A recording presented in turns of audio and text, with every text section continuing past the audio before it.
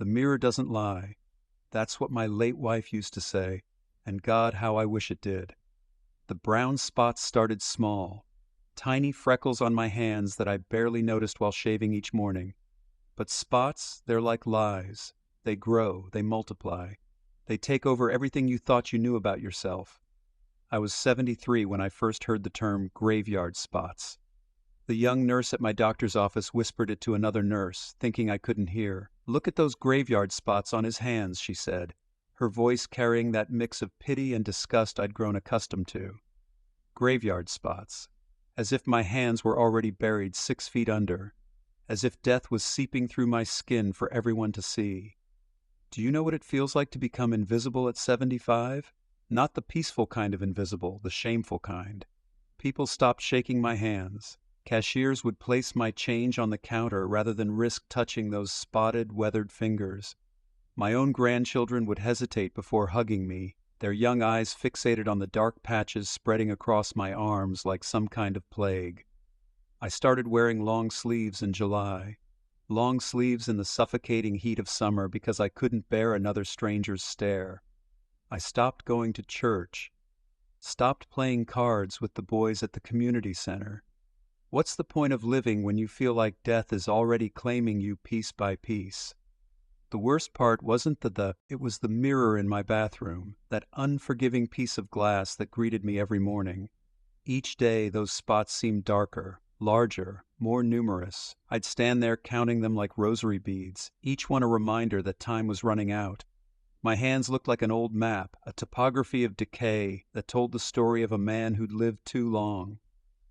Margaret, my wife, had been gone for 2 years by then. Cancer took her before the spots could mark her skin the way they'd marked mine. I used to think I was lucky to outlive her, to spare her the pain of watching me deteriorate. But standing in that bathroom, counting spots like sins, I realized I was the unlucky one. I was the one left behind to rot in plain sight. I tried everything the doctors offered. Laser treatments that cost more than my monthly Social Security check, chemical peels that left my skin raw and burning, prescription creams that promised miracles but delivered nothing but empty tubes and emptier hope. Nothing worked. If anything, the treatments made things worse. My skin became thin and papery, bruising at the slightest touch. I looked like a walking bruise, a constellation of liver spots and treatment scars that told the world I was desperate enough to try anything. That's when I stopped trying altogether. I accepted my fate. I was marked for death, and there was nothing left to do but wait for the rest of my body to catch up with my hands. I started making peace with becoming that old man, the one children point at in grocery stores, the one who scares them without meaning to. But sometimes the universe has other plans. It was a Tuesday in October when I met Elena. Not met, exactly, more like collided with her in the produce section of Kroger.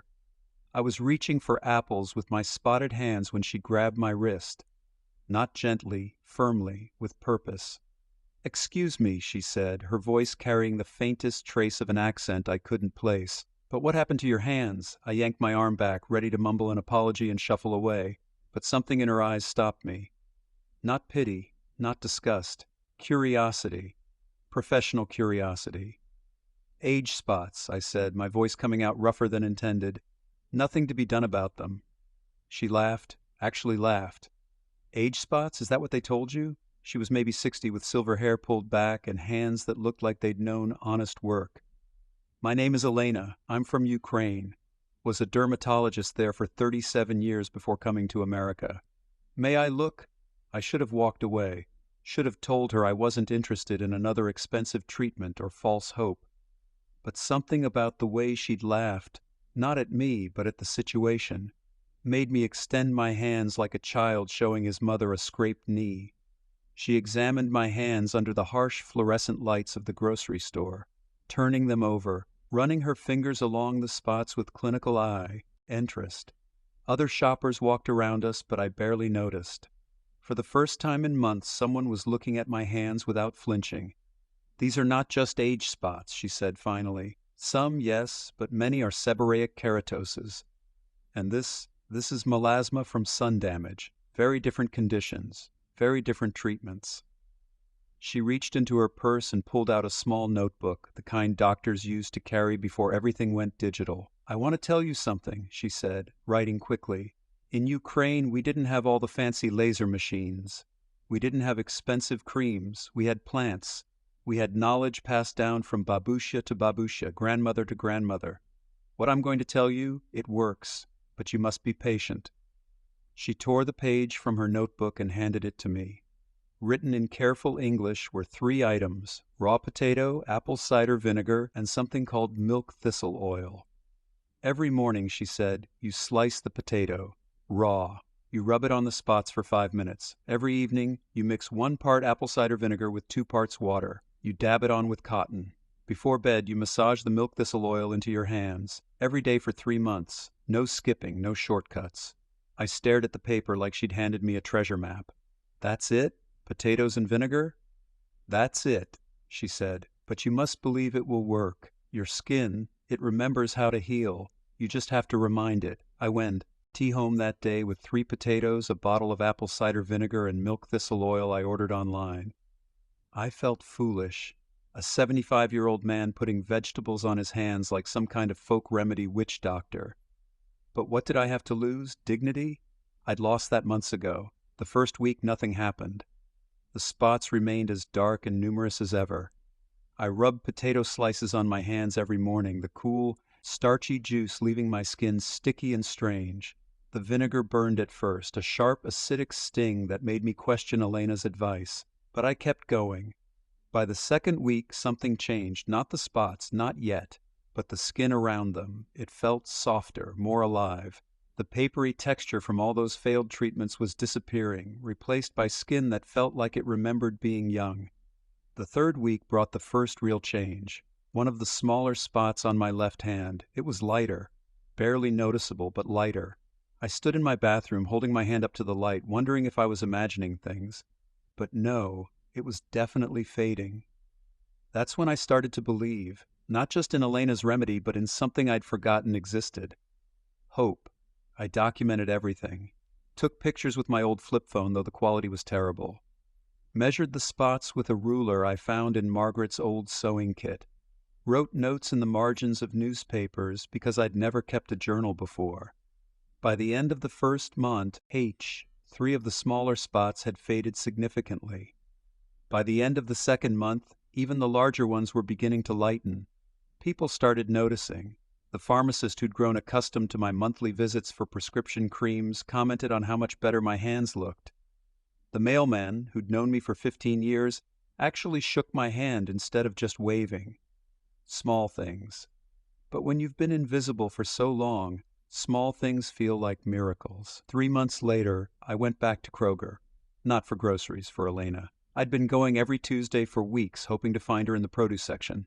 When I finally spotted her selecting oranges, I walked up and extended my hands without saying a word. She looked up, saw my hands, and smiled, the first genuine smile I'd received from a stranger in over 2 years. "You did it," she said simply. "You reminded your skin how to heal." The spots weren't completely gone. Some of the deeper, older ones remained, though significantly lighter. But my hands looked human again. They looked like they belonged to someone living instead of someone waiting to die. "Thank you," I said, and I meant it in a way I'd never meant anything before. "You gave me my life back." She patted my arm, her own weathered hands warm and strong. "I gave you nothing you didn't already have. I just reminded you where to look." I'm 75 years old now. The same age I was when I met Elena, but I'm not the same man. I play cards again. I go to church, I shake hands without shame and hug my grandchildren without hesitation. My hands still show my age. They're lined and weathered and honest about the years they've lived. But they're not marked for death anymore. They're marked for life. The remedy still sits on my bathroom counter. Potatoes in the refrigerator, apple cider vinegar in the cabinet, milk thistle oil by my bedside, not because I need them anymore, but because they remind me of something I'd forgotten. Sometimes the simplest solutions are the most profound. Sometimes healing comes not from expensive machines or miracle drugs, but from potatoes and vinegar, and the wisdom of a stranger who saw past the spots to the man underneath. If you're reading this, If you're counting your own spots in the mirror every morning, if you've started wearing long sleeves in July, I want you to know something. You're not marked for death. You're marked for life. Your skin remembers how to heal. You just have to remind it. And sometimes that reminder comes from the most unexpected places. From a Ukrainian grandmother in the produce section of a grocery store, from vegetables and vinegar and the revolutionary idea that maybe, just maybe, growing older doesn't have to mean giving up. The mirror still doesn't lie, but these days, I don't mind what it has to say.